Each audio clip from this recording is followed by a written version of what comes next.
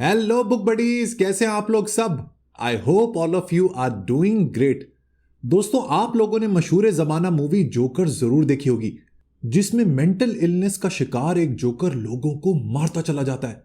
दुनिया को लेकर, जिंदगी को लेकर उसका अजीबो गरीब नजरिया। 2019 में जब जोकर रिलीज हुई थी तो it was a global smashing hit. लेकिन बुक बडीज, कभी आपने सोचा है कि इस मूवी के पीछे क्या थॉट प्रोसेस है, क्या कॉन्सेप्ट है, क्या फलसफा है। आज की वीडियो इसी फलसफे के बारे में है। दोस्तों, शायद आप लोगों ने नोटिस किया हो कि मैं अक्सर औकात आपको कहता रहता हूं कि जिंदगी के मकसद को तलाश करें। आपकी जिंदगी के पीछे कोई पर्पस, कोई ऑब्जेक्टिव, कोई एम्बिशन होनी चाहिए, कोई स्ट्रगल होनी चाहिए, कोई परसूट होनी चाहिए, कोई जद्दोजहद होनी चाहिए। क्योंकि याद रखें, जिंदगी नाम कंफर्ट्स को एंजॉय करने का नहीं है, बल्कि जिंदगी तो नाम है एक ऐसे आइडियल के पीछे भागने का जिसमें आपको मजा आए, जो आपका पैशन ऑब्सेशन बन जाए, जिसके बारे में आप ऑब्सेस्ड हो। जब दोस्तों लाइफ को मीनिंग और एंकर मिलता है ना, तो जिंदगी का मजा ही कुछ और होता है। लेकिन यह बात भी दुरुस्त है कि बहुत से लोगों को लगता है कि लाइफ मीनिंगलेस है, बेमानी है, इसका कोई पर्पस नहीं है, इसका कोई मकसद नहीं है। ना हम अपनी मर्जी से पैदा होते हैं, ना अपनी मर्जी से जिंदगी गुजारते हैं, और ना अपनी मर्जी से मरते हैं। लिहाजा ना सिर्फ ये दुनिया, बल्कि इसके अंदर मौजूद तमाम नॉलेज, तमाम विजडम, तमाम हिकमत, तमाम इंसानियत बेमानी है। बड़ा ही पेसिमिस्टिक नजरिया है दुनिया को देखने का। लेकिन दोस्तों, इसी नजरिए के पीछे छुपा है फलसफे की दुनिया का एक बहुत ही इंटरेस्टिंग और यूनिक आइडिया, जिसका नाम है नाइहिलिज्म।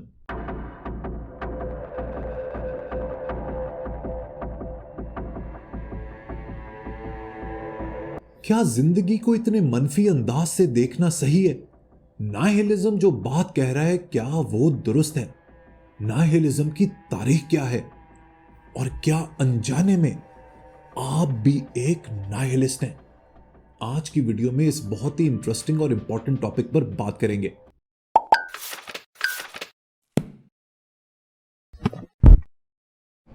दोस्तों, नाइहिलिज्म का लफ्ज लैटिन जबान के एक लफ्ज नाइहिल से निकला है, जिसका मतलब है नथिंग या फिर नथिंगनेस। यही वजह है कि नाइहिलिज्म को अक्सर फिलॉसफी ऑफ नथिंग कहा जाता है। इस कॉन्सेप्ट का मॉडर्न दौर में रशियन और ग्रीक लिटरेचर में काफी इस्तेमाल हुआ, लेकिन इसकी तारीख dates back to the time of Gautama Buddha.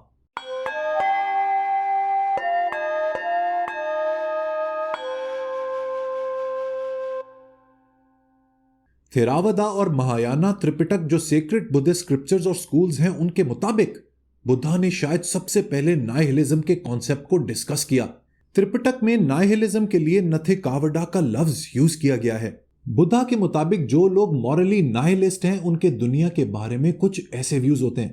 पहला तो यह कि उन्हें लगता है कि किसी भी शख्स को कुछ देने से, किसी की मदद करने से कोई अच्छा रिजल्ट प्रोड्यूस नहीं होता, यानी कि act of giving produces know beneficial results. इसी से मिलता जुलता दूसरा पॉइंट है, वो ये कि आप कोई अच्छाई करें, नेकी करें या बुराई करें, उसका भी कोई नतीजा नहीं है। इसका इफेक्ट ना आपकी जिंदगी पर पड़ता है और ना दुनिया पर। Good and bad actions produce no results. लेकिन मौत के बाद की जिंदगी का क्या? नाइहिलिस्ट का ये बिलीफ होता है कि there is no life after death. जो भी है इसी जिंदगी में, एक दफा जब इंसान मर गया तो ही will never come back. Nihilist की सोच के पीछे एक रैशनल और लॉजिकल आर्गुमेंट है। वो ये कहते हैं कि इस कायनात में, इस दुनिया में कोई भी ऐसी हस्ती नहीं, कोई भी ऐसा शख्स नहीं जिसके पास ये नॉलेज हो कि मौत के बाद भी जिंदगी होती है। देखें, चाहे मुसलमान हो, क्रिश्चियंस हो या किसी और मजहब के लोग जो आखिरत पर बिलीव करते हैं, उनके ईमान का हिस्सा है कि there will be life after death. और याद रखें, फेथ का मतलब होता है belief in the absence of evidence. लिहाजा हम लोगों का बिलीफ है, ईमान है कि आखिरत होगी, जजमेंट डे होगा। लेकिन याद रखें, फेथ के मामले में कोई भी लॉजिकल प्रूफ मौजूद नहीं होता। आप किसी भी मैथमेटिकल इक्वेशन से ईमान को प्रूफ नहीं कर सकते, क्योंकि यह फेथ की इनहेरेंट डेफिनेशन का हिस्सा है। I repeat, belief in the absence of evidence. Anyways, Buddha ने इन लोगों के बारे में कहा कि जो लोग इस तरह के अकायद रखते हैं, वो ज्यादातर जिंदगी में बुरे कामों की तरफ अट्रैक्ट हो जाते हैं, क्योंकि जब अच्छाई का कोई फायदा ही नहीं, बुराई का कोई नतीजा ही नहीं, तो फिर इंसान अच्छे काम क्यों करे? जोकर में वो शख्स अपनी मेंटल इलनेस की वजह से जो लोगों को मारता था, उसके पीछे भी ऐसी ही एक नाइहिलिस्ट सोच थी। फलसफे की दुनिया में इस टर्म नाइहिलिज्म को सबसे पहले इस्तेमाल किया था एक जर्मन फिलोसोफर ने, जिसका नाम था Friedrich हाइनरिख Jacobi. Basically Jacobi faith को, ईमान को, मजहब को रैशनैलिटी यानी रीजन से ऊपर रखता था। यही वजह है कि उसने रैशनलिज्म के बारे में बताने के लिए, रीजन को एक्सप्लेन करने के लिए नाइहिलिज्म के लफ्ज का इस्तेमाल किया। लेकिन ऐसा क्यों? आखिर रैशनैलिटी, रीजन का नाइहिलिज्म से क्या ताल्लुक है? इसके बारे में आगे चलकर बात करते हैं। जैकोबी के बाद सोरेन केरकेगार्ड ने भी नाइहिलिज्म के ऊपर बात की। केरकेगार्ड का नाइहिलिज्म के बारे में क्या पॉइंट ऑफ व्यू था, ये समझाने के लिए मुझे आपको पहले एक टर्म का मतलब समझाना पड़ेगा, जिसको कहते हैं लेवलिंग। आप लोगों ने दोस्तों क्रिकेट तो जरूर देखा होगा, उसमें इस तरह के रोलर को भी देखा होगा। इसको कहते हैं पिच रोलर। बेसिकली ये पिच को फ्लैट करने के लिए इस्तेमाल किया जाता है, ताकि सब एक जैसा हो जाए, लेवल में हो जाए, स्मूथ हो जाए, सीमलेस हो जाए। लेवलिंग भी कुछ ऐसा ही करती है, लेकिन सोशली। लेवलिंग में होता यह है कि इंसान की इंडिविजुअलिटी को, उसकी इनफरादियत को मार दिया जाता है, ताकि एक तरह की यूनिफॉर्म सोसाइटी क्रिएट की जा सके। लेकिन याद रखें दोस्तों कि जिस मुआशरे में इस तरह की यूनिफॉर्मिटी होती है ना, वो एक डेड, एक मरा हुआ मुआशरा होता है। क्योंकि इंसान की इंडिविजुअलिटी ही तो इस दुनिया की खूबसूरती है। हमारी खुदी, हमारा सेल्फहुड ही तो हमें बड़ा बनाता है, हमारे मुआशरे को आगे चलाता है। अगर आप लोगों के दरमियान की सटल कॉम्प्लेक्सिटीज को मार देंगे, किल कर देंगे, तो मुआशरे में रहने का मजा क्या आएगा? केरकेगार्ड के मुताबिक दरअसल ये लेवलिंग एक तरह का नाइहिलिज्म है, और यही वजह है कि उसने इसको डेथ का नाम दिया। देखें, केरकेगार्ड का ताल्लुक फिलॉसफी के एक ऐसे स्कूल ऑफ थॉट से था जिसे कहते हैं लेबन्स फिलॉसफी, यानी कि फिलॉसफी ऑफ लाइफ। ये एक बड़ी तगड़ी फिलोसॉफिकल मूवमेंट थी of the German speaking countries in the 19th and 20th century. दोस्तों, फलसफे के जो स्कूल ऑफ थॉट है ना, उसमें this is one of my favourites. उसकी वजह वही है जो मैंने आपको वीडियो के स्टार्ट में बताई थी। लेबन्स फिलॉसफी बात करती है जिंदगी के मीनिंग के बारे में, इसकी वैल्यू के बारे में, और इसके पर्पस के बारे में। इस मूवमेंट में कुछ कमाल के फलसफी शामिल थे, जैसे कि फ्रीडरिक नीचा, शोपेनहावर एंड बर्गसॉन। जहां दोस्तों नाइहिलिज्म एक लाइफ डिनाइंग सिस्टम है, वहीं लेबन्स फिलॉसफी इंसान के वजूद को उड़ान देती है। यही वजह है कि केरकेगार्ड को नाइहिलिज्म बिल्कुल पसंद नहीं था। लेकिन नाइहिलिज्म की टर्म को दोस्तों सबसे ज्यादा एसोसिएट किया जाता है विद द उबरमेंश ऑफ फिलॉसफी, यानी कि फ्रीडरिक नीचा। नीचा साहब नाइहिलिज्म के बारे में क्या सोचते थे, इसके बारे में डिटेल में बात करेंगे। लेकिन उससे पहले आपको समझना होगा कि नाइहिलिज्म की फॉर्म्स क्या हैं या ब्रांचेस कौन कौन सी हैं। इसमें सबसे पहले बात करते हैं कॉस्मिक नाइहिलिज्म के बारे में। कॉस्मिक नाइहिलिज्म ये कहता है कि ये दुनिया, ये कायनात, ये कॉस्मोस, ये यूनिवर्स बेमानी है। इनफैक्ट इस तरह के नाइहिलिज्म में माना जाता है कि ये कॉस्मोस इंसानियत की परवाह नहीं करती। It is indifferent to humanity, और ना सिर्फ इंडिफरेंट बल्कि ये होस्टाइल है, ये इंसानियत के खिलाफ है। इसके बाद आता है एपिस्टेमोलॉजिकल नाइहिलिज्म। इसको मानने वाले लोग ये बिलीव करते हैं कि नॉलेज एग्जिस्ट नहीं करती। इस दुनिया में इल्म, विजडम, हिकमत नामी कोई चीज नहीं है, और चूंकि नॉलेज एग्जिस्ट नहीं करती, लिहाजा इसको हासिल भी नहीं किया जा सकता। इसके बाद है मेटाफिजिकल नाइहिलिज्म। ये एक अजीबो गरीब सा कॉन्सेप्ट है। मेटाफिजिकल नाइहिलिज्म ये कहता है कि इस दुनिया में कोई भी फिजिकल ऑब्जेक्ट मौजूद है ही नहीं, ये दुनिया एब्स्ट्रैक्ट ऑब्जेक्ट्स की है। ये जो फिजिकल वर्ल्ड नजर आ रहा है, इसकी कोई हकीकत नहीं। इसको ऑन्टोलॉजिकल नाइहिलिज्म भी कहा जाता है, जिसके मुताबिक ये वर्ल्ड सिरे से एग्जिस्ट ही नहीं करता। इसके बाद आता है मॉरल या एथिकल नाइहिलिज्म, जो ये कहता है कि इस दुनिया में किसी भी किस्म की अखलाकियात, मोरालिटी, एथिक्स एग्जिस्ट नहीं करते, लिहाजा कोई भी एक्शन ना तो मॉरली राइट होता है और ना रॉन्ग। नाइहिलिज्म की एक और फॉर्म है जिसे कहते हैं पॉलिटिकल नाइहिलिज्म, जो ये कहता है कि हर तरह के पॉलिटिकल इंस्टीट्यूशन को तबाह बर्बाद कर देना चाहिए। शायद कुछ लोग इस तरह के नाइहिलिज्म को पसंद करते हो, क्योंकि ज्यादातर लोग पॉलिटिकल सिस्टम से परेशान ही रहते हैं। लेकिन इसमें एक फ्लॉ है। फ्लॉ ये है कि ये नाइहिलिज्म ये तो कह देता है कि पॉलिटिकल सिस्टम को तबाह बर्बाद कर दो, लेकिन ये नहीं बताता कि उसके बाद आखिर करना क्या है। नाइहिलिज्म की सबसे प्रोमिनेंट फॉर्म है एग्जिस्टेंशियल नाइहिलिज्म, जो ये कहती है कि जिंदगी का कोई मानी, कोई पर्पस, कोई ऑब्जेक्टिव मौजूद नहीं है। यहीं पर दोस्तों हम लोग वीडियो में वापस लेकर आते हैं अपने जिगर को, यानी कि फ्रीडरिक विल्हेम नीचा को। नीचा का दोस्तों जो ताल्लुक था ना, वो इसी तरह के एग्जिस्टेंशियल नाइहिलिज्म से था। वो खुद तो एक नाइहिलिस्ट नहीं था, लेकिन उसने इस आइडिया के बारे में बहुत कुछ लिखा। लेकिन नीचा और नाइहिलिज्म का आखिर क्या ताल्लुक है, इसको भी समझने की जरूरत है। देखिए, नीचा को जो जमाना था ना, वो जमाना था यूरोप में एनलाइटनमेंट का, जिसमें फाइनली इंसान ने यह डिसाइड कर लिया था कि अब खुदा नहीं, बल्कि इंसान खुद इस दुनिया के मामलात अपने हाथ में लेगा। अब कायनात इंसान को नहीं, बल्कि इंसान कायनात को चलाएगा। एनलाइटनमेंट ही दोस्तों वो दौर था जहां से साइंस का दरअसल आगाज हुआ, और एक के बाद एक यूरोप में ऐसी इन्वेंशंस होने लगी कि वो सबसे आगे निकल गए। इस सारी एनलाइटनमेंट, इस सारी साइंटिफिक रेवोल्यूशन के पीछे थी इंसान की सोच, जो अब बदल गई थी। लोगों ने मजहब परस्ती को छोड़कर, तोहम परस्ती को छोड़कर अब हाथ थाम लिया था साइंस का, लॉजिक का, रैशनैलिटी का और मैथमेटिक्स का। जो यूरोप के हजारों साल पुराने क्रिश्चियन मॉरल्स थे, वो जमीन के नीचे धंस रहे थे। चर्च की पावर कम हो रही थी, और जो मोरालिटी खुदा ने क्रिश्चियनिटी के जरिए यूरोपियंस को दी थी, उसका इख्तिताम हो रहा था। देखिए दोस्तों, मजहब किसी भी सोसाइटी की ना सेंटर ऑफ ग्रेविटी बन जाता है।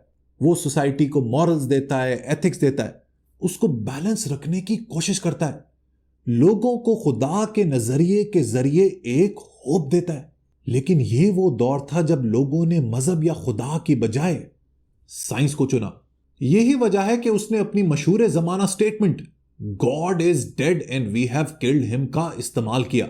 लोग अक्सर इस स्टेटमेंट को समझ ही नहीं पाते और मिसअंडरस्टैंड कर जाते हैं। नीचा ने यह भांप लिया कि जब क्रिश्चियनिटी का डिमाइस होगा तो लोग परेशान हो जाएंगे, क्लूलेस हो जाएंगे, कंफ्यूज हो जाएंगे, क्योंकि हजारों साल से उन्होंने जिस रस्सी को पकड़ा हुआ था, वो तो अब उनके हाथ से छूटने वाली थी। और जब ऐसा होगा तो इंसानियत एक नाइहिलिज्म, एक फीलिंग ऑफ नथिंगनेस का शिकार हो जाएगी। नीचा के मुताबिक क्रिश्चियनिटी खुद जिम्मेदार है अपने इस डिमाइस की, अपने इस डिक्लाइन की, क्योंकि क्रिश्चियनिटी ने लोगों को जो मोरालिटी दी वो इतनी मोनोलिथिक थी, वो इतनी यूनिडायमेंशनल थी, वो इंसान की खुदी को इस तरह से मार देती थी कि एक ना एक दिन इसकी मौत तो होनी ही थी। लेकिन नीचा दोस्तों एक कमाल का फलसफी था। He wanted to fight this nihilism, और उसके मुताबिक दो तरीके हैं जिसके जरिए इंसानियत इस तरह के नाइहिलिज्म को फाइट कर सकती है, जिसमें से पहला है पैसिव नाइहिलिज्म। नीचा के मुताबिक पैसिव नाइहिलिस्ट वो होते हैं जो जिंदगी के सामने सरेंडर कर जाते हैं, जो डरपोक होते हैं, जो बुज़दिल होते हैं, जो जिंदगी के मीनिंग के पीछे भागने की बजाय उससे खौफ खाके कोने में बैठ जाते हैं। उनके ना कोई मॉरल्स होते हैं, ना कोई वैल्यूज होती हैं, और वो एक बेमानी जिंदगी गुजार कर चले जाते हैं। इसको उसने नाम दिया विल टू नथिंग का। इसके मुकाबले में होते हैं एक्टिव नाइहिलिस्ट, और यहीं से जन्म होता है फ्रीडरिक नीचा के फलसफे के सबसे ब्रेथ टेकिंग आइडिया का, यानी कि उबरमेंश। उबरमेंश के आइडिया के ऊपर मैं एक डिटेल वीडियो ऑलरेडी बना चुका हूं, आप मेरे आर्काइव्स में जाके जरूर देखिएगा, मैं उसका लिंक भी डिस्क्रिप्शन में डाल दूंगा। देखिए, एक्टिव नाइहिलिस्ट वो होते हैं जो जिंदगी का डट कर मुकाबला करते हैं, जो जिंदगी की अब्सर्डिटी से परेशान नहीं होते, बल्कि उसी के अंदर अपनी लाइफ के मीनिंग को तलाश करते हैं। वो अपने मॉरल्स, अपनी वैल्यूज खुद बनाते हैं, जिंदगी को अपनी मर्जी से ड्राइव करते हैं। उनके लिए जिंदगी की परेशानियां, जिंदगी की मीनिंगलेसनेस, जिंदगी का नाइहिलिज्म, लाइफ का स्ट्रगल, ये सब तो कुछ भी नहीं, वो तो इसके पार जाना जानते हैं। उनकी खुदी, उनकी सेल्फहुड इतनी तगड़ी होती है कि जिंदगी का कोई चैलेंज उनके सामने ठहर नहीं पाता। जैसे कि इकबाल साहब ने कहा था कि राई जोरे खुदी से परबत, और परबत जोफे खुदी से राई। नीचा कहता है कि जिंदगी नाम ही स्ट्रगल का है, और इस स्ट्रगल के अंदर स्ट्राइव करना, अपने आप को ऑप्टिमाइज करना, अपनी खुदी के पीक पर पहुंचना ही तो जिंदगी है। अब जो मैं बात कर रहा हूं वो शायद बहुत से लोगों को पसंद ना आए, लेकिन मुसलमानों के अंदर भी एक तरह का नाइहिलिज्म मौजूद है, और उसे कहते हैं सूफिज्म।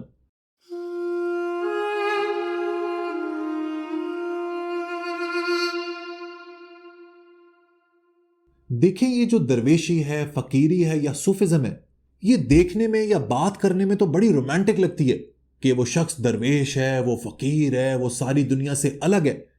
लेकिन दोस्तों याद रखें, रियलिटी ये है कि सूफिज्म आपको लेकर जाता है विल टू नथिंगनेस की तरफ।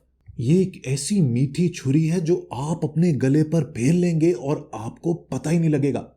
उसकी वजह यह है कि जब इंसान दरवेशी या सूफिज्म की तरफ चला जाता है ना, तो वो पोटेंशियल जिसको उसने जिंदगी में ऑप्टिमाइज करना था, जिसके जरिए उसने जिंदगी के चैलेंजेस को फेस करना था, जिसके जरिए उसने इंसानियत को बेहतर करना था, जिसके जरिए उसने एक सेल्फ एक्चुअलाइजेशन स्टेज तक पहुंचना था, उसको भुला देता है। वो अपने ही अंदर गुम जाता है, अपनी ही दुनिया में मस्त हो जाता है, और उसी दुनिया में वो राजा भी है और उसी दुनिया का वो फकीर भी है। लेकिन उसके अंदर की इस दुनिया के ऊपर कोई इंपैक्ट नहीं होता। याद रखें कि अगर आपकी जिंदगी से किसी बाहर के शख्स को, किसी कम्युनिटी को, किसी आपकी सोसाइटी को फायदा नहीं हो रहा ना, तो फिर ऐसी जिंदगी का, ऐसे वजूद का कोई फायदा नहीं होता। मैंने कहा ना कि देखने में, सुनने में पीरी, फकीरी, दरवेशी बड़ी रोमांटिक लगती है, बड़ी अट्रैक्ट करती है। लेकिन रियलिटी यह है कि कोई भी ऐसा सिस्टम, कोई भी ऐसी आइडियोलॉजी जो आप लोगों को आपके पोटेंशियल तक पहुंचने से रोके ना, वो सब नाहिलिज्म ही है। बुक बडीज, एक चीज के बारे में मैं शदीद हद तक पैशनेट हूं। हमारी ये जो लाइफ है ना, जब हम पैदा होते हैं, हम लोग एक बीज की तरह होते हैं। उस बीज के अंदर ऐसी ताकत होती है कि वो जमीन फाड़ के एक तनावर दरख्त बन सकता है। हम सब लोगों के अंदर वो छुपा हुआ जेनेटिक पोटेंशियल होता है जिसके जरिए हम जमीन फाड़ के एक तनावर दरख्त बन सकते हैं, जिंदगी में अपना नाम बना सकते हैं, एक बड़ी जिंदगी गुजार सकते हैं, एक लेगेसी छोड़ सकते हैं। लेकिन उसके बाद हमारी लाइफ के चैलेंजेस, हमारी सोसाइटी, हमारी आइडियोलॉजीज हमें ऊंचा उड़ने से रोकती हैं। ऐसा आपने कभी नहीं होने देना, क्योंकि ये सब चीजें आपको नाइहिलिज्म की तरफ ले जाएंगी। और मैंने आपको हमेशा ये बात सिखाई है कि कोई भी चीज, कोई भी मजहब, कोई भी इज्म, कोई भी आइडियोलॉजी जो लाइफ डिनाइंग है, जो आपकी ग्रोथ को रोकती है, उसको उठाकर बाहर फेंक दिया करें।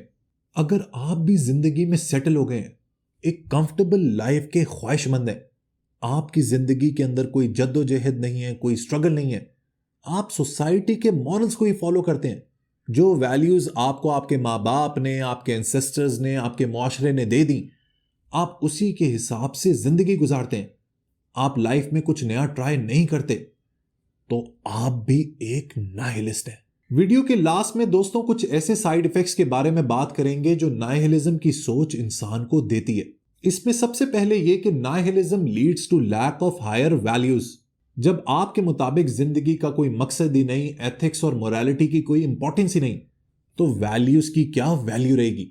दूसरा जो शायद सबसे बड़ा साइड इफेक्ट है नाइहिलिज्म का, वो ये कि इट बिलिटल्स लाइफ। मैंने आपको बताया ना कि हम सब के अंदर एक छुपा हुआ जेनेटिक पोटेंशियल होता है जिसको हमने इस जिंदगी के अंदर ढूंढना होता है और मैक्सिमाइज करना होता है। नाइहिलिज्म की सोच लाइफ डिनाइंग है और वो कभी भी आपको आपके पोटेंशियल तक पहुंचने नहीं देगी। तीसरा साइड इफेक्ट नाइहिलिज्म का यह है कि इट रिडिक्यूल्स अचीवमेंट। जब ये सोच दुनिया के किसी प्रोसेस को नहीं मानती, दुनिया को ही नहीं मानती, फिजिकल रियलिटी को डिनाई करती है, तो फिर क्या अचीवमेंट और क्या लॉस। चौथा साइड इफेक्ट नाइहिलिज्म का यह होता है कि इट इंकरेजेस मीडियोक्रिटी। जब मुआशरे में हर एक शख्स की सोच एक जैसी होगी तो उसमें क्या ग्रोथ होगी। That will be a mediocre society. फकीह शहर बोला बादशाह से, बड़ा संगीन मुजरिम है ये आका, इसे मसलूब ही करना पड़ेगा कि इसकी सोच हमसे मुख्तलिफ है। इसी मुख्तलिफ सोच की सबसे बड़ी दुश्मन नाइहिलिज्म है। और आखिरी साइड इफेक्ट नाइहिलिज्म का यह है कि इट प्रमोट्स हर्ड मेंटालिटी। इंसान भेड़ बकरियों की तरह जीने के लिए नहीं बना, बल्कि इस दुनिया में अपना नाम बनाने के लिए बना है। लेकिन अगर आप एक नाइहिलिस्ट हैं तो सारी उम्र आप भेड़ बकरियों की तरह एक ऐसे सिस्टम के पीछे भागते रहते हैं जिसका कोई हासिल नहीं है। सो दोस्तों, इसी के साथ आज अपनी गुफ्तगू का इख्तिताम करते हैं। मैंने आज आपको नाइहिलिज्म का आइडिया डिटेल में समझा दिया। देखिए, एक बात याद रखें कि जब भी आप मुख्तलिफ सोचेंगे ना, तो लोग आपके पैर जरूर खींचेंगे, क्योंकि सोसाइटी यूनिफॉर्मिटी को पसंद करती है। वो मुख्तलिफ सोच को अपना दुश्मन समझती है। लेकिन याद रखें कि मुख्तलिफ सोच ही इंसान को एक इंडिविजुअल बनाती है, और एक इंडिविजुअल ही दुनिया को बदलने की ताकत रखता है। याद रखें, caged birds think, flying is a crime. Video पसंद आई हो तो लाइक बटन जरूर प्रेस कीजिएगा। Until next time, good bye.